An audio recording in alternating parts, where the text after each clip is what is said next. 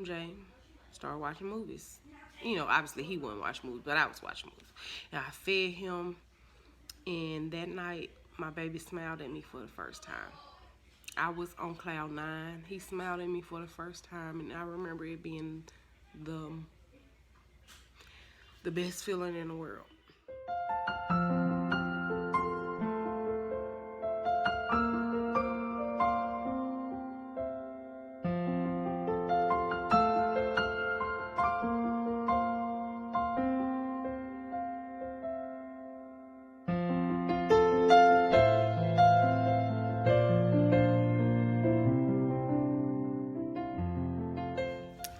What's up, YouTube? It's your girl Gia. I'm back with another video, and if you could tell by as you can tell by the title, that this video is about why the month of December is so hard for me.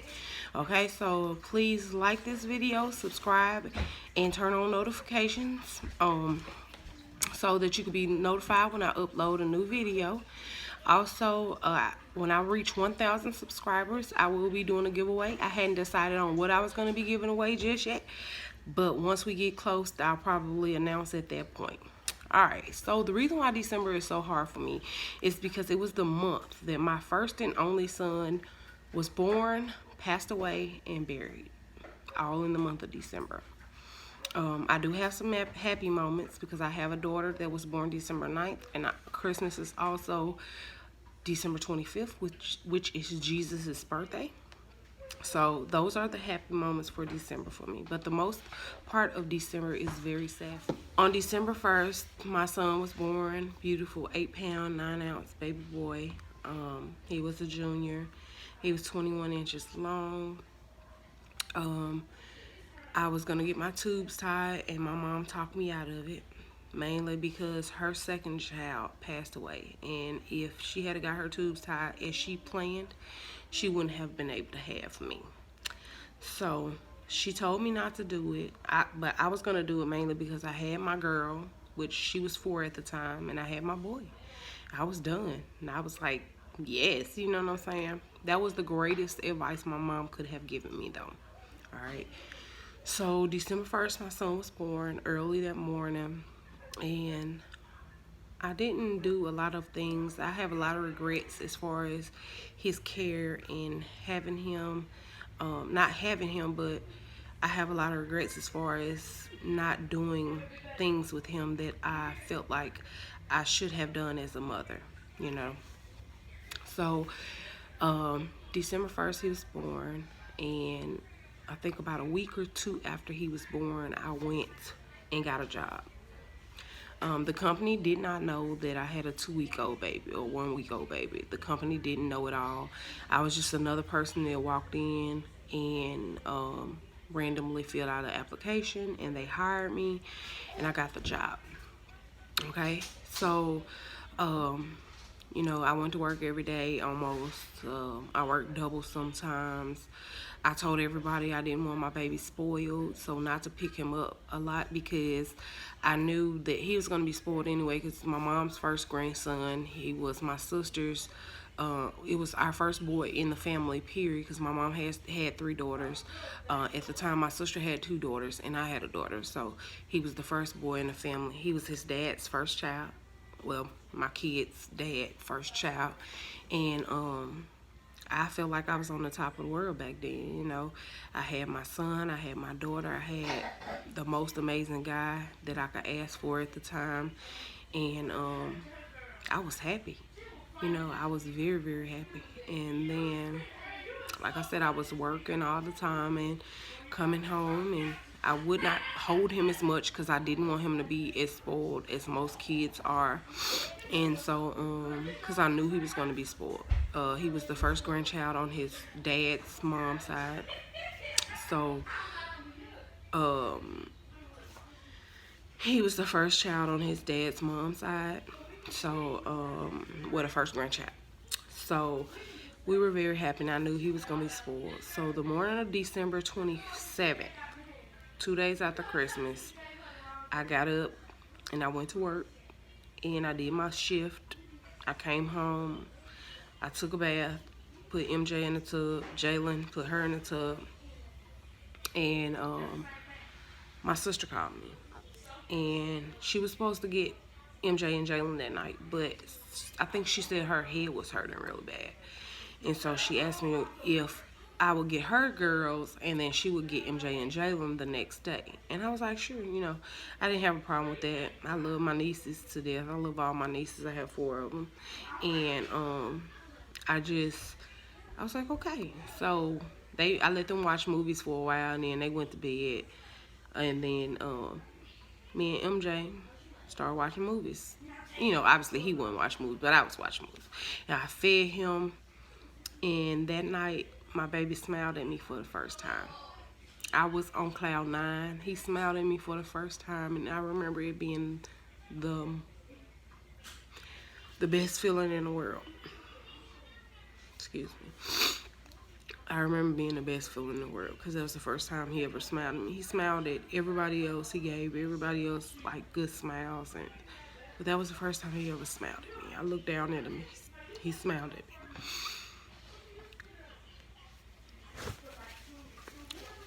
And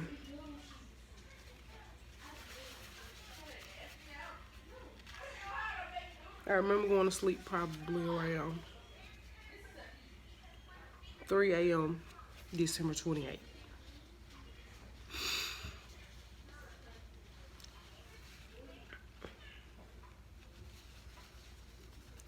And I woke up to a very loud scream of my mom calling my name. She had came in the room to check on my son, and he was laying face down in the bed. And I think I froze. I think I was shocked. But the first thing I did was run out the bed and go call 911. She was patting him on his back because I think she thought he was choking. And I went and called 911. And they told me to do CPR. And the ambulance came, and I remember the ride to the hospital just felt so long. It felt so long, like it felt like it took forever to get there. And like yesterday, I remember it. As soon as we got to the hospital, you know how they rush you in with the ambulance, and on TV you see people rushing in with the ambulance and the family goes straight to the back. They stopped me. They stopped me at the desk to do paperwork.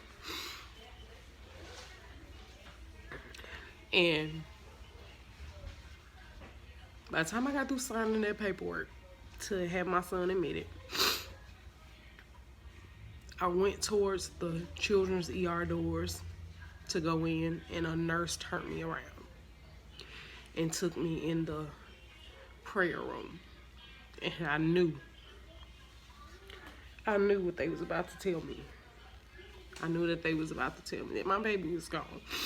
So we went in there, and they let me know he had passed away. And I was devastated. Like, I never, ever thought that would ever happen to me.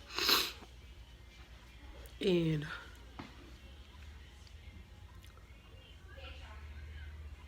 today is December 27th. I didn't even realize that. Today is December 27th. 15 years ago was the last day I saw my child alive.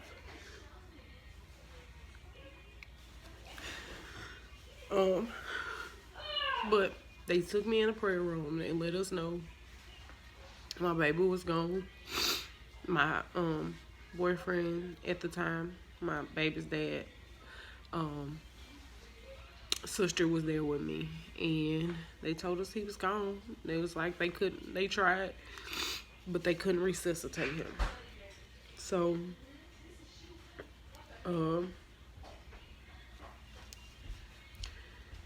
they asked if I wanted to donate his organs, and I told them yes, because I've never been, like, right now on my driver's license I don't have a organ donor thing on my driver's license. However, when I pass away, I do want to donate my organs. I just feel like there's no point in letting another person die when you can help save their life.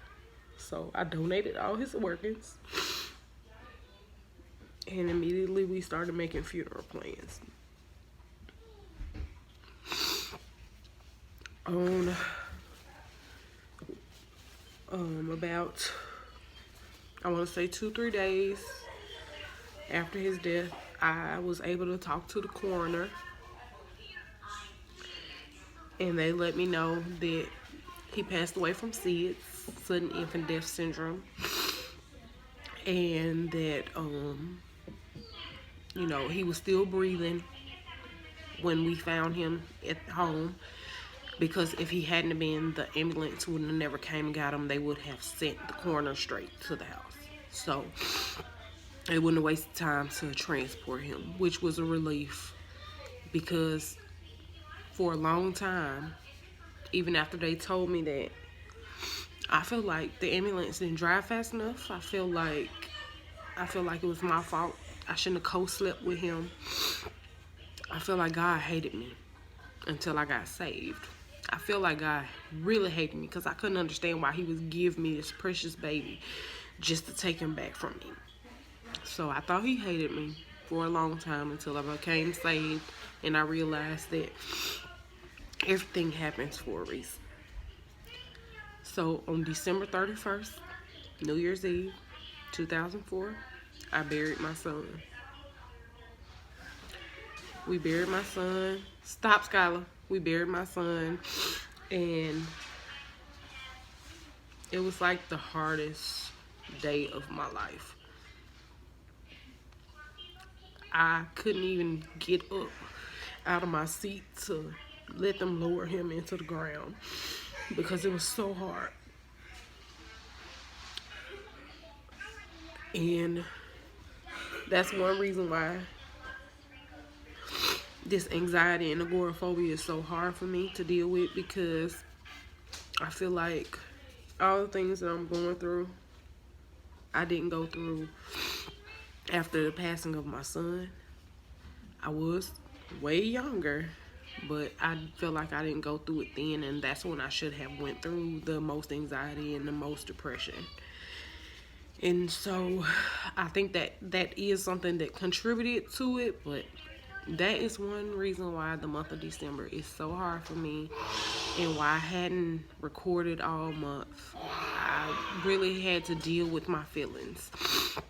However, I did see that a lot of YouTubers are doing Vlogmas. Well, they did Vlogmas this year, and I didn't know what it was. I didn't know what the concept was or anything like that. So hopefully, if my channel is as successful as theirs, which I'm going to keep pushing, but I will do Vlogmas next year. And I really want to make that a tradition that I do on my channel.